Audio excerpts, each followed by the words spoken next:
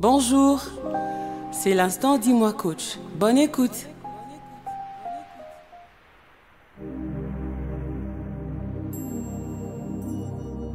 Maîtrisez la gestion de votre temps. Le temps est une ressource non renouvelable. Le temps passé ne reviendra plus jamais. Et pourtant, le temps est porteur d'opportunités. Quand il est passé, c'est avec son contenu. La gestion du temps est un outil essentiel pour atteindre vos objectifs. Elle est un choix personnel car personne ne peut vous dire comment vivre. Vous avez le choix entre une vie où vous développez votre plein potentiel en payant le prix et une vie où vous menez une vie soi-disant confortable. La gestion du temps est un choix responsable que vous ne devez pas ignorer.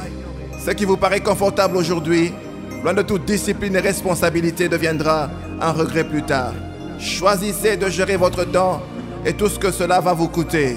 Ce qui compte n'est pas le temps que vous mettez à faire quelque chose, mais par contre, ce qui compte, c'est la chose que vous faites dans le temps que vous avez. L'essentiel n'est pas d'être occupé, mais plutôt par quoi vous êtes occupé. Quelles activités occupent votre journée? Ne confondez pas mouvement et avancée. Vous pouvez marcher sans avancer. Vous pouvez aller dans tous les sens sans avancer du tout. Ne confondez pas activité et productivité. Vous pouvez être tout le temps occupé par des activités qui ne vous produisent rien de positif. Apprenez à distinguer les activités importantes des activités peu importantes. Accordez plus de temps aux activités importantes et moins de temps aux activités peu importantes. La gestion du temps exige de la concentration dans tout ce que vous faites. Une tâche d'une heure peut vous prendre toute une journée si vous n'êtes pas concentré. Pour parvenir à bien gérer votre temps, apprenez la planification. En voici les différentes étapes. Première étape, déterminez vos objectifs. La gestion du temps a pour but de vous aider à réaliser vos objectifs. Quels sont vos objectifs pour votre vie personnelle, pour votre famille, pour votre vie professionnelle, pour votre vie en communauté, pour votre entourage? Car chacun de ces aspects contribue à votre équilibre. Deuxième étape, classez vos activités selon un ordre de priorité. Identifiez toutes les tâches à effectuer et faites-en une liste. Décidez quelles sont les activités à faire en premier et lesquelles peuvent attendre. Élaborez un plan de toutes vos activités. Marquez vos priorités sur la liste des tâches en déterminant lesquelles sont les plus urgentes à exécuter maintenant, lesquelles sont moins urgentes et lesquelles sont celles qui peuvent être remises à plus tard ou ne pas être réalisées du tout. Troisième étape, établissez votre horaire pour l'ensemble de vos activités.